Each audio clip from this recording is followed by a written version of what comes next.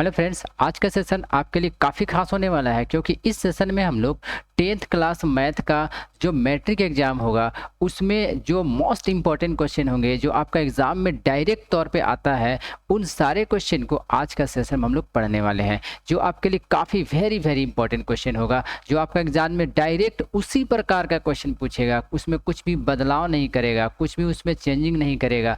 उस तरह के जो प्रश्न है ना, उन प्रश्नों को आज हम आपके बीच लेकर आए हैं और आपके लिए बेहतर तरीके से आपको सिखाने का प्रयास करेंगे। तो चलिए देर ना करते हुए हम लोग क्लास को शुरू करते हैं, जिसका पहला क्वेश्चन जैसा आप स्क्रीन में देख पा रहे होंगे, लिखता है मान निकालिए 9 sec स्क्वायर ए माइनस 9 10 स्क्वायर ए। ये दिया गया हम लोगों का क्वेश्चन में। तो चलिए हम लोग इसको सॉल्व करते हैं और देखते हैं कि किस प्रकार से ये सॉल्व किया जाएगा। तो सबसे पहले हम लोग क्वेश्चन को एक बार उतार लेंगे। क्वेश्चन में दिया गया है 9 sec स्क्वायर ए, ठीक है, माइनस फिर दिया गया है माइनस 9 10 स्क्वायर ए, इस प्रकार से दिया गया है। सर यहाँ पर हम लोग एक चीज़ देख पा रहे हैं कि दोनों के पास जो है ना, दोनों के पास देख पा रहे हैं यहाँ पर भी 9 है और यहाँ पर भी 9 दिया गया है। यानी कि दोनों के पास जब 9 दिया गया है, इससे हम लोग एक चीज़ पे क्लियर है कि सर दोनों के पास से हम लोग 9 कॉमन ले सकते हैं। कॉमन यानी कि उभयनिष्ठ निकाल सकते हैं। देखिए हम लोग यहाँ पर 9 कॉमन ले लिए, 9 कॉमन ले लिए तो अंदर हमारे पास क्या बचेगा,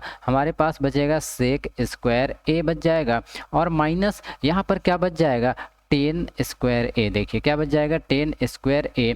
अब यहाँ पर एक चीज़ ध्यान देने वाली बात है कि 9 का तो 9 हो जाएगा, लेकिन सर यहाँ पर जो 9 सेक स्क्वायर ए माइनस 10 स्क्वायर सेक स्क्वायर ए माइनस 10 स्क्वायर जो होता है, ये एक हमारा जो सर्वसमीका होता है, इसमें क्या होता है, इनके बराबर 1 हो जाता है। सर इसके बराबर क्या होता है, 1 होता है। यानी गुना हम लोग यहाँ पर क्या लिखेंगे, 1 लिखेंगे और इस प्रकार हम लोग देखें कि 9 एकम क्या हो जाएगा 9, हम लोग का फाइनल आंसर निकल करके आता है। तो देखिए ये कितना इजी तरीके से इस प्रश्न को सॉल्व कर लिया गया। ये आपका एग्जाम के लिए डायरेक्ट तौर पे ऐसा क्वेश्चन आपको पूछेगा, इसमें कोई चेंजिंग नहीं, कोई बदलाव नहीं किया जाएगा। डायरेक्ट इस प्रकार के प्रश्न पूछे जाते हैं।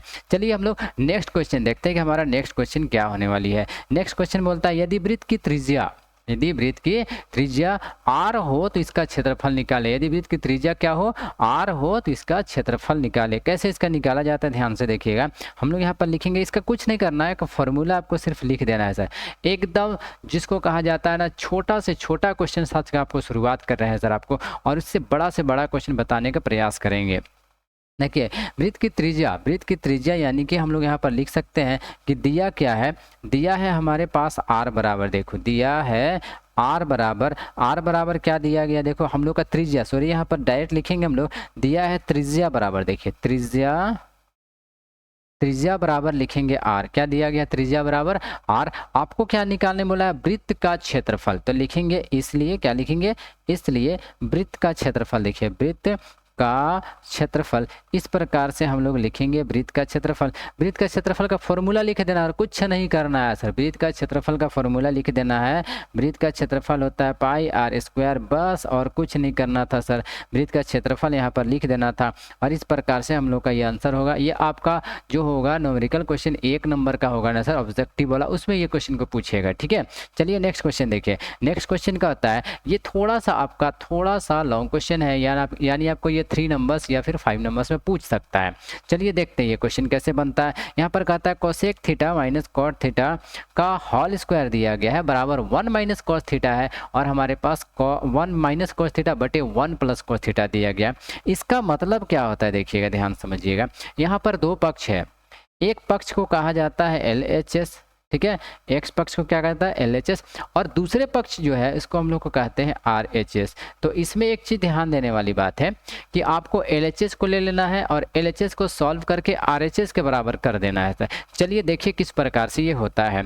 तो सबसे पहले आपको यहाँ पर लिख लेना है सॉल्यूशन, इस प्रकार से लिखिएगा और सॉल्यूशन लिखने के बाद एक बार आप क्वेश्चन को उतारिए बेहतरीन तरीके से, लेफ्ट हैंड साइड को लीजिएगा, ठीक है, राइट हैंड साइड को नहीं लीजिएगा, लेफ्ट हैंड साइड को लीजिएगा। तो हम लोग यहाँ पर क्या लिखेंगे, लेफ्ट हैंड साइड यानी LHS लेने पर क्या लिखना पड़ेगा, ध्यान दीजिएगा, LHS लेने पर, देखो LHS लेने पर, देखिए LHS को हम लोग लेने वाले हैं, RHS को नहीं, बल्कि क्या लेने वाले हैं, LHS लेने वाले हैं। तो LHS हमारे पास देखिए कि क्या दिया गया है, उसको देख लीजिए एक बार। LHS में दिया गया cosec theta minus cot theta का होल स्क्वायर होता है सर। देखो ये हमारा दिया गया LHS के साइड में, ठीक है। अब RHS के साइड में देख लेते हैं कि RHS में साइड में क्या है, उनके बराबर हम लोगों को लेकर आना है। तो LHS में है जो cosec theta minus cot theta, इसको चलिए सॉल्व करते हैं। इसको सॉल्व करेंगे तो आपको सर पता होना चाहिए कि कोसेक थीटा का उल्टा जो होता है वो हमारे लिए क्या होता है, साइन थीटा। क्या हो जाता है, 1/sin theta minus cot theta का हम लोग का जो फॉर्मूला होता है, कॉट थीटा के जगह पे हम लोग लिखते हैं सर कॉस थीटा बटे क्या लिखेंगे, यहाँ पर साइन थीटा लिखा जाता है इस प्रकार से। और इसका हम लोग यहाँ पर होल स्क्वायर कर देंगे, देखिए इस तरह से होल स्क्वायर, फिर बराबर देंगे। फिर ध्यान से सुनिएगा, फिर सीखने का प्रयास कीजिएगा sir. 1/sin theta minus cos theta बटे साइन थीटा। इसका तात्पर्य ये है कि आप इसका नीचे देखो, दोनों के नीचे जो है ना, दोनों के नीचे देखिए, यहाँ पर भी आपके पास क्या दिया गया देख सकते हो, यहाँ पर भी आपके लिए साइन थीटा दिया गया है, ठीक ना। और सर ध्यान से देखना, यहाँ पर भी क्या दिया गया है, साइन थीटा। दोनों के पास साइन थीटा यानी दोनों का जो डिनोमिनेटर है ना, हर है, हर में क्या दिया गया है देख सकते हो, हर में हम लोग के लिए दिया गया है साइन थीटा। तो हम लोग जब इसका एलसीएम लेंगे ना सर, तो क्या हो जाएगा, दोनों के नीचे जो है, दोनों के नीचे ध्यान समझिएगा, साइन थीटा हो जाएगा। क्या हो जाएगा, साइन थीटा, एलसीएम इसको कहा जाता है। साइन थीटा का एलसीएम क्या होगा, साइन थीटा। अब देखो नीचे अगर सेम होता है तो ऊपर भी हम लोग क्या करते हैं, सेम लिखते हैं सर। देखो साइन थीटा तो साइन थीटा लिखा गया, ऊपर 1 माइनस कॉस थीटा तो क्या लिख दोगे, 1 माइनस कॉस थीटा। इसमें कुछ भी बदलाव आप नहीं कीजिएगा, कोई दिक्कत नहीं होगा सर, ठीक है। इतना कर लेने के बाद चलिए अब जरा ध्यान से देखिएगा, यहाँ पर एक बातें निकल कर आती है कि देखो पूरे का होल स्क्वायर 2 दिया गया। होल स्क्वायर का मतलब क्या होता है, सबके लिए है।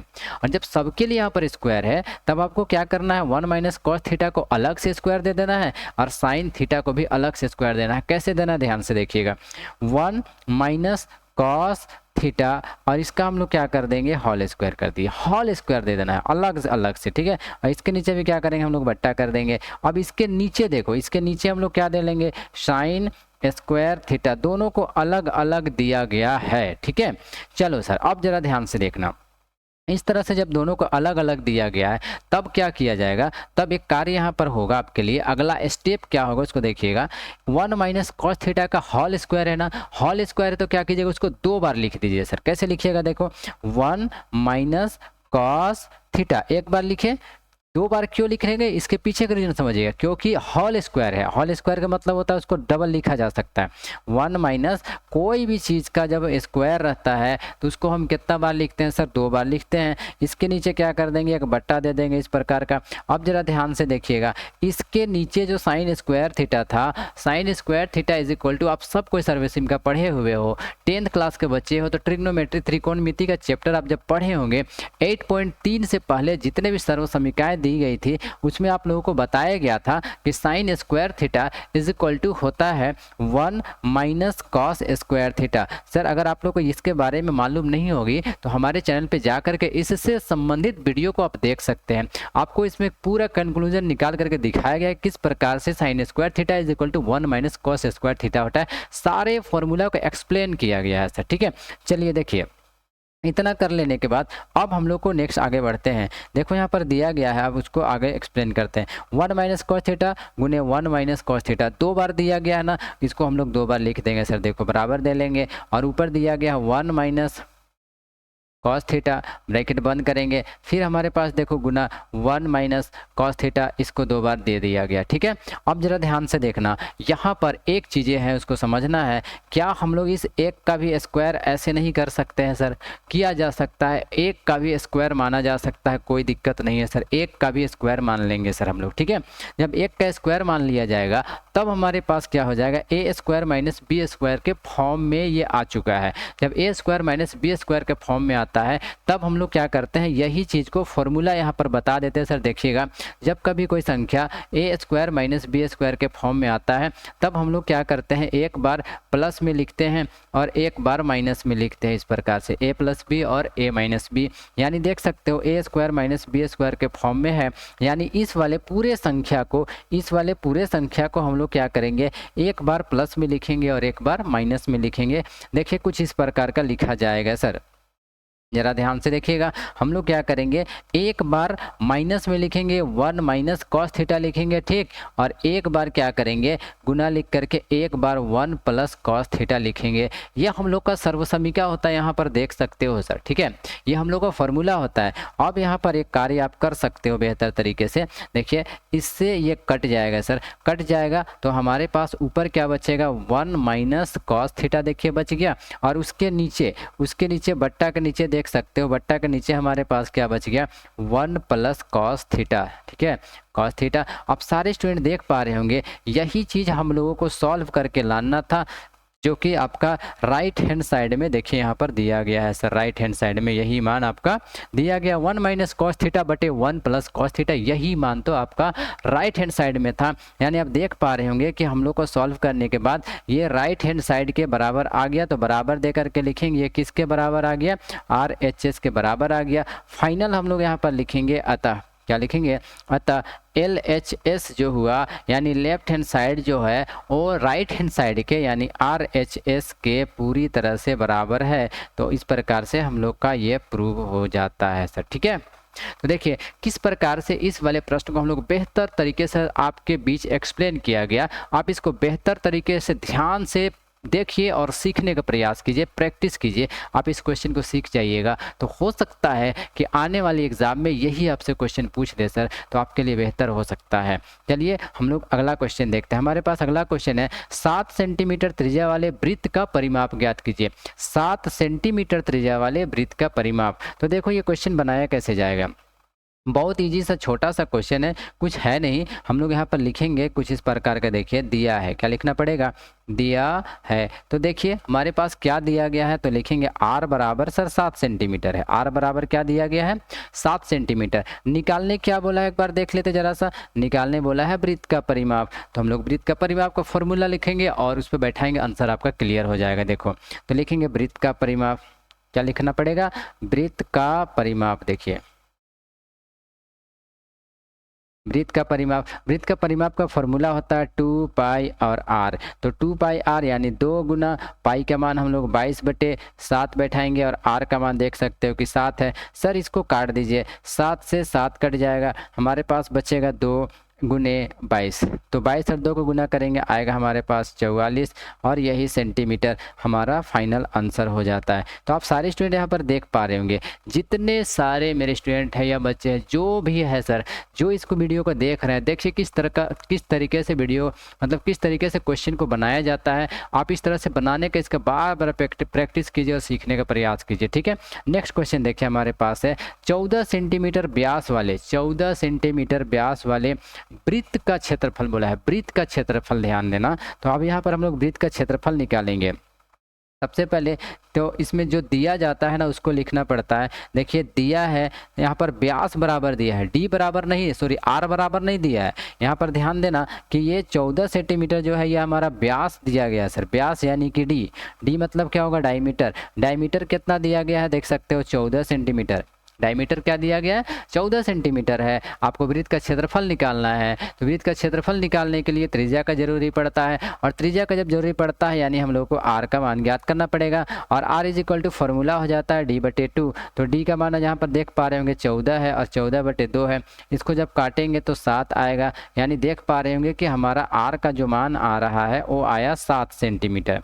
देखिए त्रिज्या हम लोग का निकल चुका है, त्रिज्या निकल चुका है, तो अब निकालने बोला है वृत्त का क्षेत्रफल। वृत्त का क्षेत्रफल, तो वृत्त का क्षेत्रफल का फॉर्मूला देखिए क्या होता है, लिखेंगे वृत्त का क्षेत्रफल, बस फॉर्मूला फिट करना है, आपका आंसर हो जाएगा।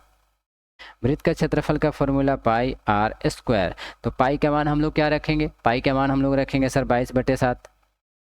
देखो r का मान क्या आया है 7, तो 7 को हम लोग 2 बार लिखेंगे, इसके पीछे का रीजन है यहाँ पर स्क्वायर है। देखिए स्क्वायर का मतलब होता है कि वही संख्या को 2 बार लिखना पड़ता है। तो 7 से 7 कट जाएगा, तो हमारे पास बचेगा 22 गुने 7, और 22 और 7 को गुना करेंगे तो 154 सेंटीमीटर स्क्वायर हमारा आंसर निकल करके आता है। देखिए इस तरह से, ठीक है।